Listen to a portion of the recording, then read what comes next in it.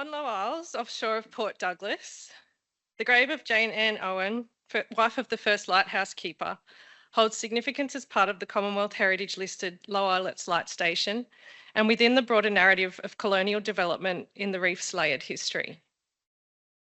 This story is brought to you by the Reef Authority and the Queensland Parks and Wildlife Service Reef Joint Field Management Program in collaboration with the Dept of Environment, Tourism, Science and Innovation's Principal Heritage Officer and Maritime Archaeologist Celeste Jordan.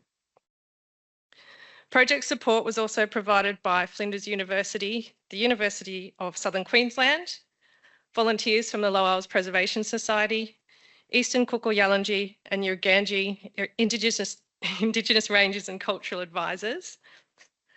I'd like to acknowledge the Eastern Kuku-Yalanji and Yurganji First Nations people who have a shared history of use and ancient and enduring connections to Low Isles.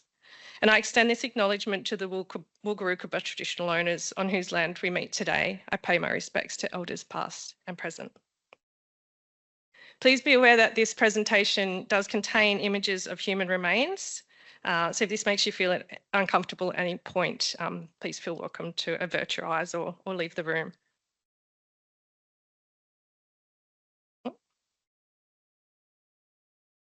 The historic gravesite was under serious threat from shoreline erosion. By 2022, the erosion scarp had reached the grave headstone and a sandbag wall was built for temporary protection of the gravesite. In the long term, though, it would be a losing battle against the elements due to the dynamic nature of shoreline changes, ongoing erosion of the western shoreline, and the likelihood of increasingly severe erosive conditions as the impacts of climate change intensify. Ultimately, the only real way to protect and preserve the gravesite would be its relocation. The project was undertaken in 2 stages, with the first commencing in November 2023. It wasn't certain whether human remains were present, so the objectives of phase 1 were to find out what, if anything, lived beneath the grave markers and to relocate the grave markers to protect them from the erosion. Phase 1 also included historical research by an archaeology student to determine if Jane had any living descendants and to learn more about her.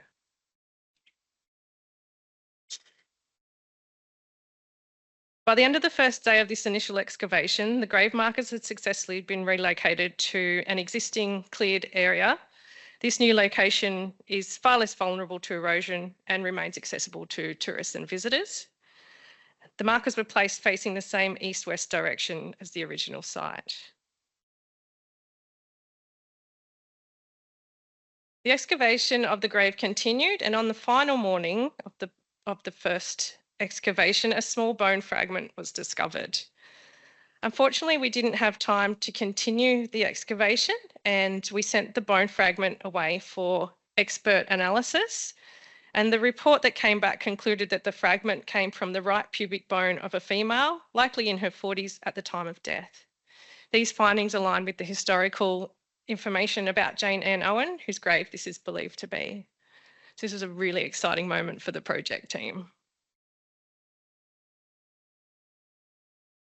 Fast forward to September 24 and the second stage of the project, where we were joined by a second archaeologist, Dr. Bryce Barker from the University of Southern Queensland. After a lot of hard manual labour to dig and shore up the sandy grave, the remains of Jane Ann Owen were revealed at a depth of around 1.5 metres. As the next images reveal the process, I'll unveil what we've come to learn of Jane Ann Owen.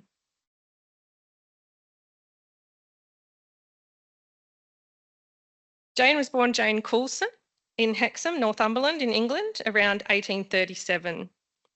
She travelled to Australia as a second cabin passenger on the immigrant ship Great Queensland, accompanied by her brother William and likely sister-in-law Sophie Coulson. Jane married Captain Daniel Hugh Owen in Brisbane on 5th of September 1873 when she was 36 years old. Daniel had also travelled on the Great Queensland as a saloon passenger. I wonder if they travelled to Australia together or if it was their journey that actually brought them together. Jane and Daniel had a child a year later, Susie Jennett, who was born in Surrey Hills in Sydney.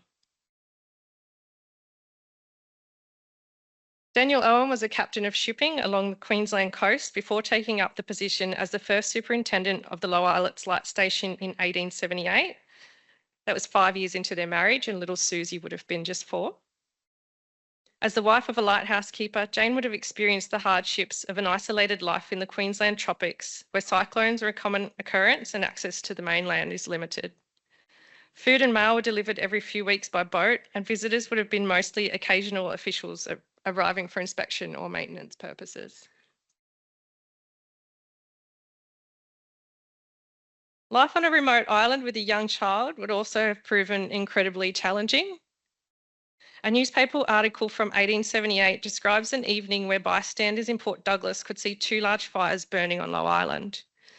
This was a widely accepted distress signal. It took 2 hours for men in a customs boat to get across to Low Island to discover that Jane and Daniel had lit the fires themselves as their daughter struggled to breathe with a fit of whooping cough. Only 6 years into their marriage and just 2 years after moving to Low Island, Jane died on 15th of July 1880 following a 9-day illness. Her cause of death was listed as congestion of the lungs. News from Port Douglas reported on her passing, noting that she had endeared herself to many near and far, and that although she had suffered from consumption for a long time, her death was relatively unexpected. Consumption is now commonly known as tuberculosis. A pretty and secluded spot upon the island was chosen, and the burial service was conducted by a reverend from the Church of England in accordance with Jane's religious beliefs. Jane was 42 at the time of her death, and Susie was 5. The exhumation of Jane's remains revealed that she was given a very simple burial. Her skeleton was oriented east-west, a traditional Christian burial practice symbolising readiness to rise and greet Christ on the day of resurrection. There was no jewellery or evidence that Jane Owen was buried with clothes. On Jane's interior surface rested a metal plaque with no discernible inscription or iconography.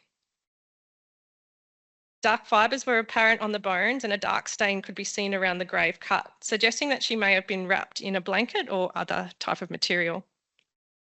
There were also a number of nails or tacks found beside her head and feet, which may indicate that the material was nailed or pinned closed, or perhaps they were from a coffin of some type, although no evidence of wood or other coffin paraphernalia were present, and the soil was very alkaline, so if she was buried in a coffin, we would have expected to find remnants of one.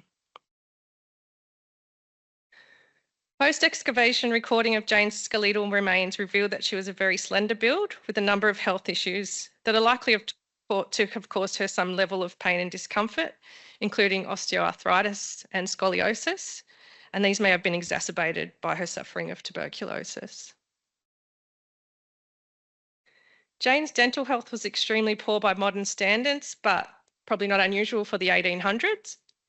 Jane had a large gold maxillary dental plate encompassing the palate set with 10 false teeth, though one of those was missing.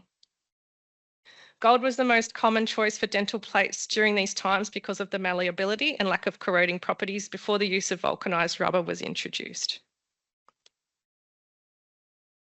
There's no reinterment legislation or regulations in Australia. Following consultation with a 3rd-generation funeral director, Jane's remains were parcelled in calico. In respecting her faith, a cross was hand-stitched into a large cotton handkerchief to hold the metal plaque, smaller bones and bone fragments, and placed into the calico bag with the rest of Jane's bones before being placed into the relocated gravesite. The local Anglican minister was invited to recommit Jane Owen's remains to the earth in the presence of the project team. Susie didn't go on to have a child, and Jane did not have any living descendants to invite to the ceremony. The minister wore a stole with English roses on it to honour Jane Owen's ancestral home, and I'll now share with you some of her moving words. Our sister Jane Ann Owen was entrusted to the mercy of God and laid to rest in the hope of the resurrection. We now recommit her remains to their new resting place and pray that she may rest undisturbed until the fullness of the resurrection, when Christ shall gather all of his saints and reign with him in glory forever. Rest eternal grant to her, O Lord, and let light perpetual shine on her. It truly was an honour and a privilege to be involved in such a unique project. It's surreal to think that this project team is now a part of Jane's story. A story about a woman integral to the safe passage of ships on the frontier of Australia and whose life is now synonymous with this historic piece of maritime infrastructure. A story that is now protected and preserved and ready to be passed on to future generations. Thank you.